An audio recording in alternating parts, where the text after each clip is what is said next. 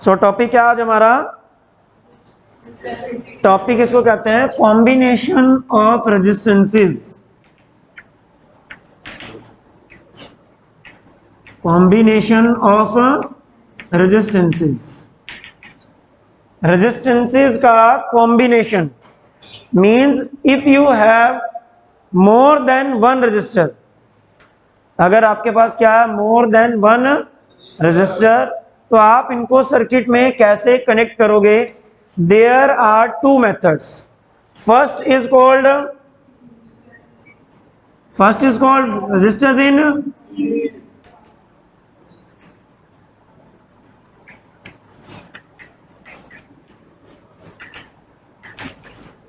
First combination is called resistors in series. Series में हम resistances को कैसे कनेक्ट करेंगे? First of all we have a resistor, this is the symbol for the resistor, this is the symbol for the resistor. Resistance कितना है? R1। First resistor है, इसका resistance कितना हुआ? R1। मास्क लगा लो बेटा, नहीं। Second register, this is resistance R2. If one end of both the resistors, right end of first resistor and left end of second resistor are connected with each other, first resistors का right end, second resistor का left end आपस में direct contact में है, लेकिन जो other ends हैं वो डायरेक्ट कॉन्टेक्ट में नहीं है। यहां हमने बैटरी लगा दी कोई भी, this is battery of voltage V। So these two resistors are called in series और parallel? These two resistors are called in series combination. It means these two resistors are in series combination. Clear? It means अगर resistors का one end direct contact में हो लेकिन other and direct contact में ना हो, then resistors are called in series. Resistors are called in a series combination. What will be the total resistance? Total resistance in series combination, that is RS is equal to R1 plus R2। Capacitor में हम करते थे, capacitor में उल्टा होता था। Capacitor में क्या रहता था? उल्टा रहता था। कैपेसिटर में पैरेलल में ये फॉर्मूला लगता था, सीरीज में क्या लगता था? 1/C1 प्लस 1/C2, ये चलेगा। इसमें टोटल रेजिस्टेंस निकालने का ये फॉर्मूला थी, 3 रजिस्टर होते तो 3 हो जाता प्लस R3 हो जाता। नेक्स्ट है हमारे पास, अगर बैटरी की वोल्टेज भी है, बैटरी ने करंट छोड़ा, करंट कितना छोड़ा बैटरी ने? I, तो सभी रजिस्टर्स में जो करंट जाएगा वो क्या जाएगा? Same. Current through all resistors क्या रहेगा? Same. Current through all resistors क्या रहेगा? Same. It means if battery जो हमारी है वो 5 एम्पियर करंट निकालिए तो फर्स्ट रजिस्टर में भी कितना जाएगा? 5 एम्पियर, सेकंड में भी 5 एम्पियर। नेक्स्ट वोल्टेज, वोल्टेज क्या रहती है? जो टोटल वोल्टेज होती है बैटरी की, that is equal to V1 plus V2। इसको वोल्टेज V1 मिलेगी, इसको voltage, it means voltage different मिलेगी रजिस्टर्स को। वोल्टेज क्या मिलेगी? बट जितनी बैटरी की टोटल वोल्टेज है वो डिवाइड होगी। इफ बैटरी की टोटल वोल्टेज हमारे पास है 10 वोल्ट, सपोज करो बैटरी की टोटल वोल्टेज कितनी है? 10 वोल्ट, तो 10 वोल्ट इनमें डिवाइड होगी। इसको हो सकता है 3 वोल्ट मिल गई, इसको हो सकता है 7 वोल्ट मिल जाए, लेकिन जितनी भी वोल्टेज डिवाइड होगी सभी का सम कितना रहेगा? 10। सम कितना रहेगा? 10 वोल्ट ही रहेगा, सम सेम रहेगा।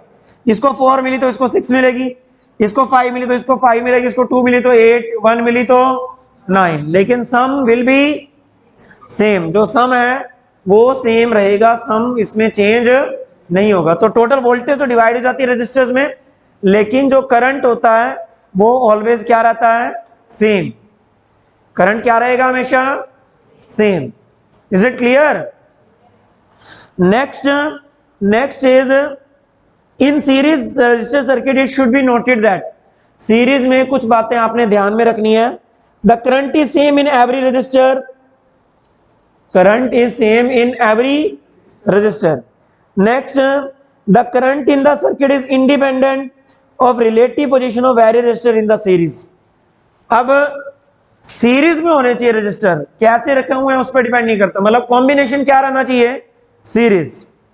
चाहे ये पहले आ गया और ये बाद में आ गया, ये यहां लगा होता, इस साइड के बजाय यहां लगा होता, होते तो सीरीज में ही ना, तो करंट सेम ही रहेगा, वो रिलेटिव पोजीशन पे डिपेंड नहीं करता। Next, the voltage across any resistor is directly proportional to the resistance of the resistor.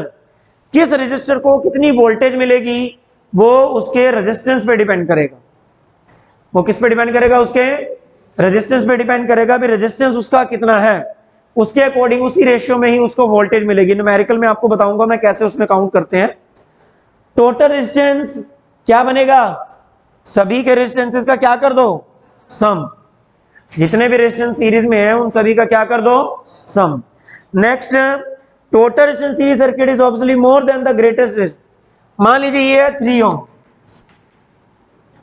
ये है 4 ओम, टोटल कितना आएगा, इट मींस जो टोटल रेजिस्टेंस आया that is more than the greater resistance out of 2। दोनों में से ग्रेटर कौन सा है, 4 है ना ये वाला, तो इससे भी वैल्यू क्या आएगी, टोटल वाली ज्यादा आएगी। इसका मतलब सीरीज सर्किट में रेजिस्टेंस इंक्रीज होता है।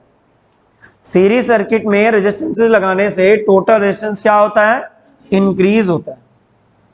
Clear? Next, connecting resistors in series is equivalent to increasing the length of conductor, that is why resistance of series combination increases।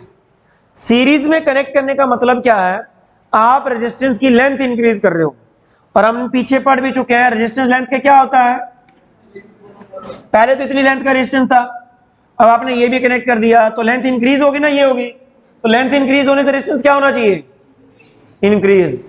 Length increase होने से रेजिस्टेंस क्या होना चाहिए, इंक्रीज हुआ, तो इट मींस टोटल इंक्रीज ही होना चाहिए, इसलिए रेजिस्टेंस। अब ये पूछा जाए कि सीरीज रेजिस्टेंस में, सीरीज कॉम्बिनेशन में रेजिस्टेंस इंक्रीज ही क्यों होता है, क्योंकि सीरीज कनेक्ट करने का मतलब रेजिस्टेंस की लेंथ को क्या करना, और लेंथ को इंक्रीज करना, लेंथ के डायरेक्ट डिविजन होता है, तो लेंथ इंक्रीज तो रेजिस्टेंस भी क्या होना चाहिए, इसलिए रेजिस्टेंस इंक्रीज होता है, इसलिए टोटल रेजिस्टेंस क्या होगा। Next what is the next combination, resistors in a parallel combination। if you have two resistors and you have to connect these resistors in parallel combination, resistors in parallel, resistors in a parallel combination, parallel में होता क्या है, if you have a resistor of resistance R1, हमारे पास एक resistance है, उसका register है, उसका रेजिस्टेंस है R1, इसके एक दो एंड है, एक दूसरा रजिस्टर भी है जिसका रेजिस्टेंस है R2, इनके लेफ्ट हैंड से लेफ्ट हैंड कनेक्ट कर दिया, राइट हैंड से राइट हैंड कनेक्ट कर दिया, तो आपने लेंथ इंक्रीज किया, एरिया इंक्रीज किया, एरिया इंक्रीज किया, एरिया ज्यादा तो टोटल रेजिस्टेंस क्या होना चाहिए, क्योंकि रेजिस्टेंस एरिया के क्या होता है, इनवर्सली प्रोपोर्शनल। अगर area increase then resistance must decrease, area increase then resistance must decrease, resistance decrease होना चाहिए, रेजिस्टेंस डिक्रीज होगा, इसलिए जो टोटल रेजिस्टेंस बनता है,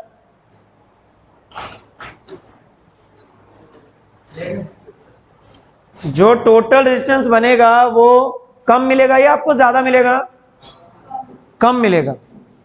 जो टोटल रेजिस्टेंस बनेगा वो आपको टोटल, मतलब जितना, मान लीजिए ये है 4 ओम का और ये भी कितने का है, 4 ओम, फर्स्ट 4 ओम का, सेकंड भी 4 ओम का है, वहां चलो जाओ पीछे। टोटल रेजिस्टेंस निकालने का इसमें फॉर्मूला क्या होता है, 1/RP equals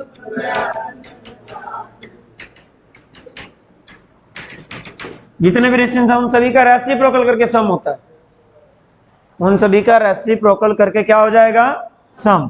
so in this case क्या बनेगा, 1/rp equals 1/4 plus 1/4। What will be the LCM, LCM 4 1 plus 1 2/4 कितना आया 1/2। ये तो 1/2 1/rp की वैल्यू आई है, किसकी वैल्यू आई है, ये 1/rp is equal to 1/2। So what by rp, तो जो टोटल रेजिस्टेंस इसमें आया वो इनमें जो ग्रेटर रेजिस्टेंस था उससे कम आया या ज्यादा आया, क्यों कम आया, क्योंकि पैरेलल रेजिस्टेंस में कनेक्ट करने का मतलब आप उसका एरिया क्या कर रहे हो, और एरिया इंक्रीज करने का मतलब रेजिस्टेंस कम होना चाहिए, इसलिए पैरेलल कॉम्बिनेशन में जो टोटल रेजिस्टेंस होता है वो कम होता है। पैरेलल रेजिस्टेंस में जो टोटल रेजिस्टेंस होता है वो क्या रहता है, कम रहता है, और सीरीज में क्या होता था, ज्यादा। इसमें वोल्टेज सेम रहती है, voltage across each resistor, voltage across each resistor, हर एक रजिस्टर के अक्रॉस जो वोल्टेज होगी that will remain the same as battery, same as जो बैटरी की वोल्टेज है। मान लीजिए बैटरी की वोल्टेज हमने लगा दी यहां पे एक बैटरी, इसकी वोल्टेज V है,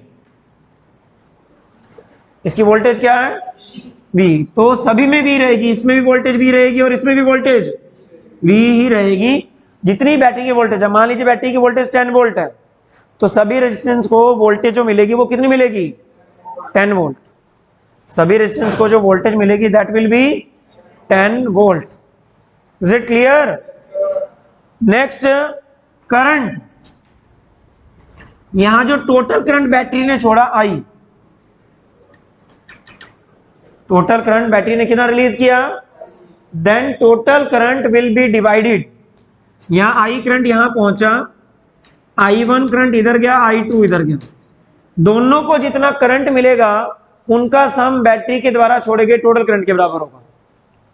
I इक्वल्स क्या बनेगा, I1 plus I2, I equals I1 plus I2। Total current किसके बराबर होगा, sum of the current through individual resistor, जो रजिस्टर्स आपके पास हैं उनमें कितना करंट उनको मिल रहा है उनके सम के बराबर होगा। कौन से कॉम्बिनेशन में, सीरीज या parallel, parallel combination. In parallel resistor circuit it should be noted, जब आप रेजिस्टेंसेस को पैरेलल में लगाते हो the potential difference across each resistor is same, potential difference हर रजिस्टर में क्या रहेगा, the current through each resistor is must be proportional to the resistance of that resistor. Current किस पे डिपेंड करेगा, current is inversely proportional to resistor, जिसका resistance ज्यादा होगा उसमें करंट कम, जिसका रेजिस्टेंस कम होगा उसमें करंट ज्यादा, जिसमें रेजिस्टेंस ज्यादा उसमें करंट कम, जिसका रेजिस्टेंस कम उसमें current, because current is inversely proportional to resistance. Next total current sum होगा, रेसिप्रोकल करके ऐड करेंगे, और टोटल रेजिस्टेंस लेस होगा या मोर होगा, उससे लेस होगा ना, क्योंकि एरिया इंक्रीज होता है, एरिया की इनवर्सली प्रोपोर्शनल होता है। When resistances are connected in series, the current through each resistor is same. When the resistance are parallel, potential difference across each resistor is same and not the current. Difference किया हुआ है कि जब आप resistances को series में लगा रहे हो तो करंट सेम रहता है रजिस्टर में, जब आप पैरेलल में लगा रहे हो तो क्या सेम रहेगी, वोल्टेज सेम रहेगी, करंट सेम नहीं रहेगा, करंट जो है उसमें डिवाइड हो जाएगा। समझ आया कुछ, क्या बोलो?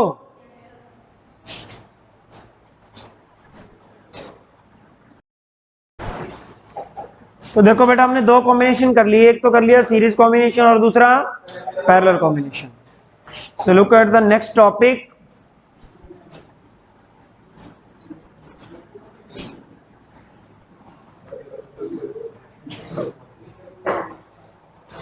So next topic is important topic is EMF internal resistance and terminal potential difference. Terminal potential difference of a cell. एक सेल से रिलेटेड 3 टर्म्स हम पढ़ने जा रहे हैं। First is EMF, first is second is internal resistance and third is terminal potential difference. 3 terms एक cell से related होंगी, वही हम इसको डिस्कस कर रहे हैं। अब देखो पहला, what is the first term, what is the full form of EMF? Electromotive force. E means electro, M means motive, force, F means force। इसका मतलब होता है वो फोर्स जो इलेक्ट्रॉन्स को मोशन में लाएगी, वो फोर्स जो इलेक्ट्रॉन को किस में लाएगी, जो फोर्स इलेक्ट्रॉन को चलाती है। क्योंकि किसी भी कंडक्टर में करंट चलाने के लिए इलेक्ट्रॉन का चलना जरूरी है। किसी भी कंडक्टर में करंट चलाने के लिए इलेक्ट्रॉन का चलना, अब इलेक्ट्रॉन को चलाने के लिए हम बैटरी लगाते हैं, तो बैटरी क्या लगाती है, बैटरी लगाती है ईएमएफ। इलेक्ट्रॉन को चलाने के लिए फोर्स लगाती है, इलेक्ट्रॉन चलते हैं, उसी वजह से करंट चलता है। लेकिन अगर हम इसको कैलकुलेट करना चाहें, मेजर करना चाहें भी क्या होता है ये, तो इसको हम लिखते क्या है, maximum potential difference, maximum potential difference between 2 terminals of a cell।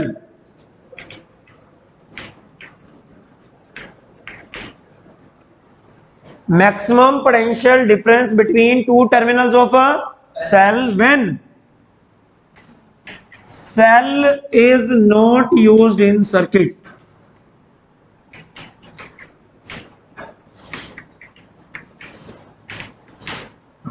जब आप सेल को किसी भी सर्किट में यूज नहीं कर रहे, मतलब सेल आप यूज नहीं कर रहे, सेल फ्री पड़ा अभी तक, उसके 2 एंड होते हैं एक सेल के, एक पॉजिटिव और एक नेगेटिव। ये होता है, इसको आप किसी सर्किट में नहीं लगा रहे अभी, तो इसके 2 एंड हो गए, one is positive another is. इस टाइम इन दोनों एंड्स के बीच में जो पोटेंशियल डिफरेंस होगा, what is that called, EMF. क्या बोलते हैं उसको, maximum potential difference between 2 terminals of a cell when cell is not used in any circuit। जब सेल किसी भी सर्किट में यूज नहीं हो रहा, तो उसके जो 2 टर्मिनल हैं उनके बीच का जो पोटेंशियल डिफरेंस होगा, दैट इज कॉल्ड, मतलब ईएमएफ क्या होता है, एक सेल का मैक्सिमम पोटेंशियल डिफरेंस होता है। ईएमएफ क्या होता है, सेल का मैक्सिमम पोटेंशियल डिफरेंस। क्लियर हुआ? सिंबल इसका होता है भी ई। सिंबल क्या होता है इसका, ई। यूनिट जो पोटेंशियल डिफरेंस की वही होती है, ऐसे यूनिट होती है भी वोल्ट। एसआई यूनिट क्या बनेगी इसकी, volt. What is next, what is next term, internal resistance. अभी तक हम रेजिस्टेंस पढ़ते आ रहे थे कि रेजिस्टेंस क्या होता है, अब क्या पढ़ रहे हैं, इंटरनल रेजिस्टेंस। रेजिस्टेंस तो होता है किसी भी कंडक्टर का, किसी भी वायर का। रेजिस्टेंस तो किसका हो सकता है, किसी भी कंडक्टर का या किसी भी वायर का, जो करंट को रोकने की पावर होती है वो रेजिस्टेंस होती है। लेकिन इंटरनल रेजिस्टेंस एक सेल का होता है। आपने केमिस्ट्री में इलेक्ट्रोकेमिस्ट्री पढ़ ली होगी, एक सेल के अंदर इलेक्ट्रोलाइट होता है और 2 इलेक्ट्रोड्स होते हैं सेल के, एक कैथोड और एक। सेल का जो इलेक्ट्रोलाइट होता है और जो सेल के इलेक्ट्रोड्स होते हैं वो भी कुछ रेजिस्टेंस लगाते हैं। सेल का जो इलेक्ट्रोलाइट होता है और सेल के जो इलेक्ट्रोड्स होते हैं वो भी क्या लगाते हैं, कुछ रेजिस्टेंस लगाते हैं करंट को अपोज करने के लिए। That resistance offered by electrolyte and electrodes of a cell, that is called internal. किसी भी वायर का, किसी भी कंडक्टर का होता है तो वो रेजिस्टेंस कहलाता है। लेकिन किसी भी सेल का जो इलेक्ट्रोलाइट है या उसके जो इलेक्ट्रोड्स हैं वो जो रेजिस्टेंस लगाता है करंट को अपोज करने के लिए, that is called internal resistance. तो हम इसको क्या करेंगे, resistance offered by electrolyte and electrodes of a cell. Electrolyte and electrode of a cell. Electrodes of a cell is called internal resistance of cell.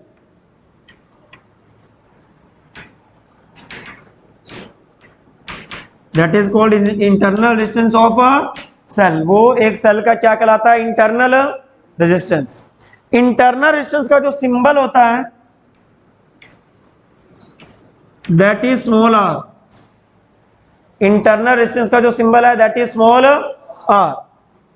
इसकी जो SI यूनिट होती है that is ओम. जो किसी भी कंडक्टर का रेजिस्टेंस होता है उसको आप एक्सटर्नल रेजिस्टेंस बोलते हो, या सिंपली रेजिस्टेंस, या क्या कहते हैं उसको, एक्सटर्नल रेजिस्टेंस. जो किसी भी सेल का इलेक्ट्रोड और इलेक्ट्रोलाइट का जो रेजिस्टेंस होता है that is called internal resistance. और उसका सिंबल क्या बनेगा? Small are. यूनिट वही रहेगी उसकी SI यूनिट जो एक्सटर्नल रेजिस्टेंस की होती थी. एक्सटर्नल रेजिस्टेंस की ओम थी तो इंटरनल रेजिस्टेंस की भी क्या बनेगी? ओम. नेक्स्ट, इसके बाद जो थर्ड टर्म हमारी आ रही है टर्मिनल पोटेंशियल डिफरेंस. इन दोनों को मिला के ही वैसे वो बनती है. थर्ड टर्म हमारे पास आ रही है टर्मिनल पोटेंशियल डिफरेंस, जिसको हम सिंपली पोटेंशियल डिफरेंस भी बोलते हैं. जो हम सिंपली टर्म यूज करते हैं ना कि पोटेंशियल डिफरेंस है, एक्चुअल में उसका नेम क्या होता है? Terminal potential difference.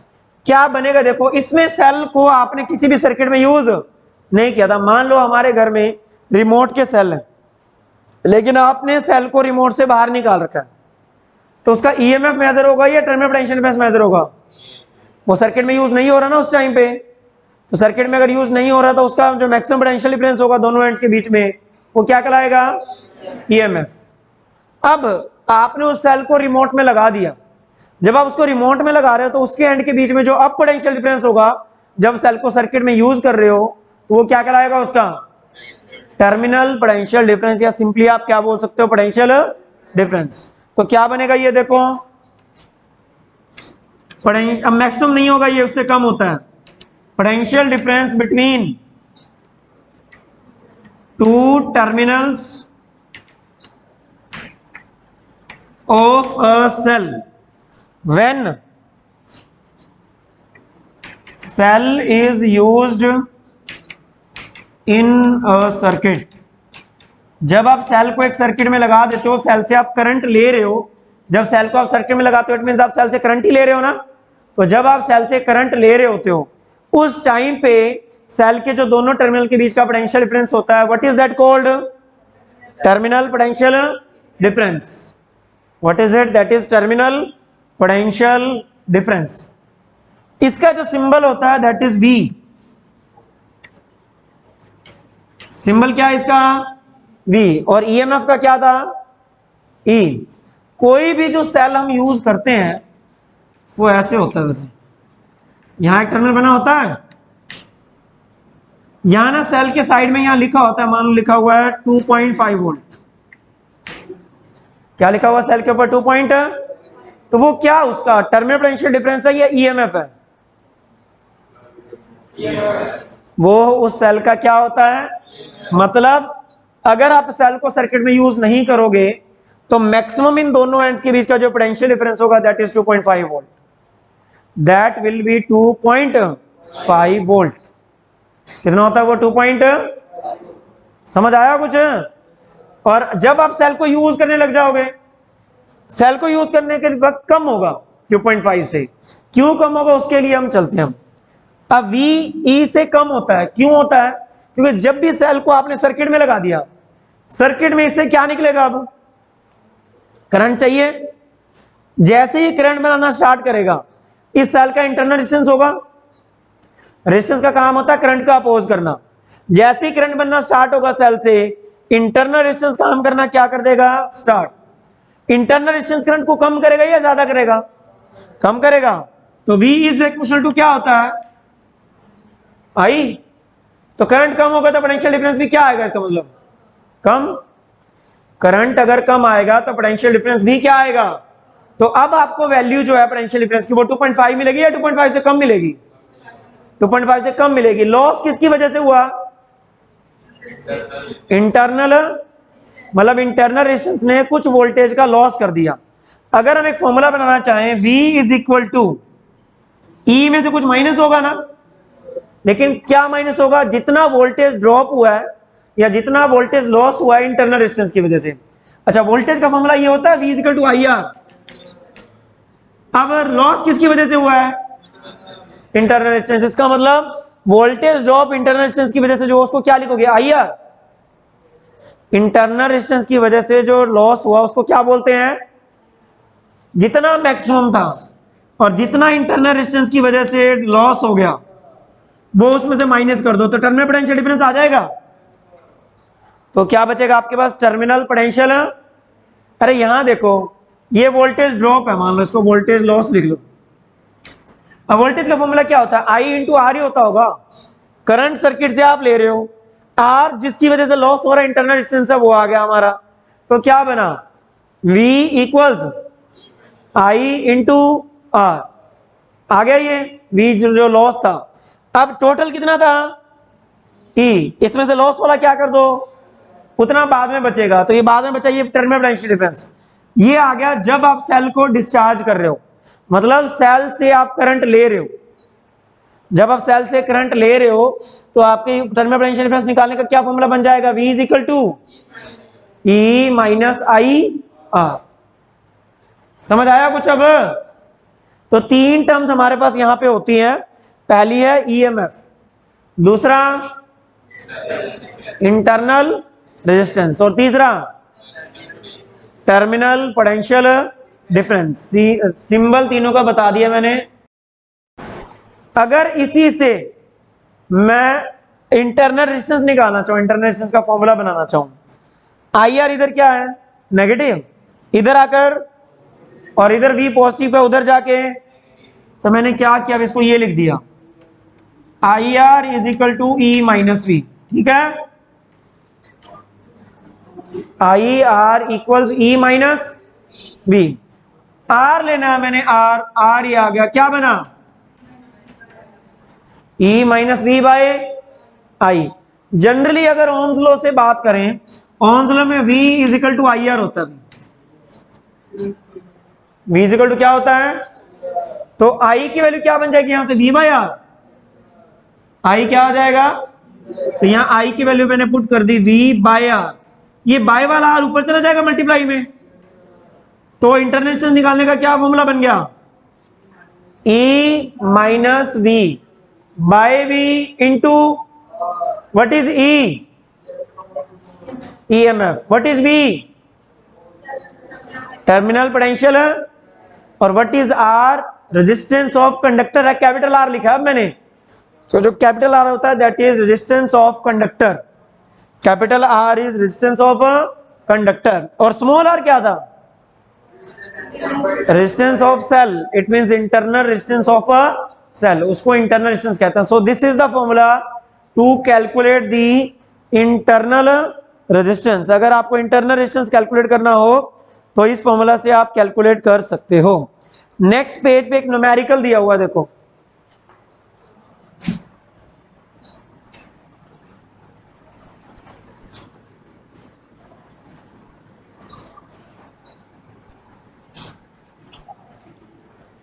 Next page पे एक न्यूमेरिकल है इसी के ऊपर, a volt meter of resistance 995 ohm. Volt meter का रेजिस्टेंस दे रखा है, तो वोल्ट मीटर का रेजिस्टेंस होगा वो एक्सटर्नल होता है, वो क्या, उसे नेक्स्ट पेज ही है। बात हम कर रहे हैं एक न्यूमेरिकल है, एक वोल्ट मीटर है अपने पास, वोल्ट मीटर का जो रेजिस्टेंस है that is 995 ohm. Volt meter का रेजिस्टेंस कितना हुआ, 99। तो वोल्ट मीटर का रेजिस्टेंस एक्सटर्नल रेजिस्टेंस बनेगा ना कि इंटरनल। वोल्ट मीटर का जो रेजिस्टेंस है वो क्या बनेगा, एक्सटर्नल बनेगा क्योंकि सिर्फ सेल का जो होता है वो इंटरनल होता है, बाकी सारे external. Is connected across cell of EMF 3 volt and internal resistance 5 ohm. EMF दे रखा है 3 वोल्ट और इंटरनल रेजिस्टेंस दे रखा है 5 ohm. Okay, next, find the potential difference across the voltmeter that across the terminals of the cell and percentage error in the reading of the voltmeter. पहले तो आपने पोटेंशियल डिफरेंस निकालना। Potential difference मतलब terminal potential difference. क्या बनेगा formula? E minus E कितना है 3। I कैसे निकलेगा? I होता है V equals I R। R यहां पे सिर्फ एक्सटर्नल लोगे क्या? करंट के ऊपर कौन कौन से ये रेजिस्टेंस जो है वो अफेक्ट कर रहे हैं, ये बताओ।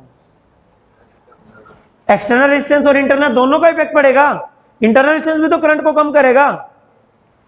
इधर देखो, अब आपने इसमें ये नहीं लेना क्योंकि V तो हमने निकालना है इसमें। ये होता formula E is equal to I R plus r. यहां ईएमएफ आपने टोटल ले लिया ना, मतलब मैक्सिमम ले लिया, तो रेजिस्टेंस भी टोटल लोगे। टोटल रेजिस्टेंस अब दो हो गए, एक एक्सटर्नल है और एक क्या है इंटरनल। एक है एक्सटर्नल और एक, अरे करंट के ऊपर तो दोनों इफेक्ट कर रहे हैं ना, दोनों के रिड्यूस, दोनों से रिड्यूस होने के बाद करंट चलेगा। हमने भाई करंट निकालना है सर्किट में कितना करंट चल रहा है, तो I इज इक्वल टू क्या हो जाएगा E बाय R प्लस आर।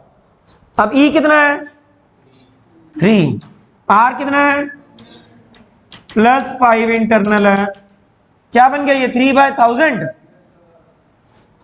3/1000 मतलब 0.003 क्या एम्पियर, 0.003 एम्पियर करंट आ गया। अब इसमें वैल्यू पुट कर दो, इसको हम 3/1000 भी लिख सकते हैं। वैसे इंटरनल रेजिस्टेंस कितना है 5, इसको 0.003 लिख दो। फिर 5 से मल्टीप्लाई करोगे कितना बनेगा 0.015। 3 में से ये माइनस करोगे तो कितना बचेगा 2 पॉइंट बोलो 975 985। वोल्टेज आ गई 2.985 यूनिट होती है वोल्ट। तो वोल्टेज कितनी आ गई, टर्मिनल पोटेंशियल डिफरेंस आ गया 2.985। नेक्स्ट क्या पूछा है टर्मिनल पोटेंशियल डिफरेंस, वो तो यही आना था इसमें। एज आगे पूछा है percentage error in the reading of the voltmeter. देखो परसेंटेज एरर का मतलब है अगर इंटरनल रेजिस्टेंस ना काम करे तो मैक्सिमम बताएगा वो वोल्टमीटर अपनी रीडिंग। इंटरनल रेजिस्टेंस काम ना करेगा तो मैक्सिमम बताता है, इंटरनल रेजिस्टेंस काम करेगा तो V बताएगा वो। परसेंटेज एरर निकालने का ये तरीका होता है, मैक्सिमम में से जितनी वैल्यू आई वो माइनस कर दो, डिवाइड बाय E होना चाहिए। इनिशियल वाला होता है ना E आएगा। पहले कितनी, पहले मैक्सिमम होती है और बाद में कम होती है। मैक्सिमम माइनस बाद वाली रीडिंग मतलब initial minus final divide by initial. और परसेंटेज निकालने के लिए इनटू E की वैल्यू अब आपको पता है, V की भी पता है, तो इनटू 100 आप करो सोल्व करके, you will get the percentage error. What you will get percentage, आपको परसेंटेज एरर मिल जाएगा कि वोल्ट मीटर में कितना परसेंटेज एरर आया, मतलब कितना परसेंट उसने रीडिंग को है जो वो चेंज किया जब इंटरनल रेजिस्टेंस काम करने लगा सेल का। तो समझ आया कुछ बेटा, बोलो।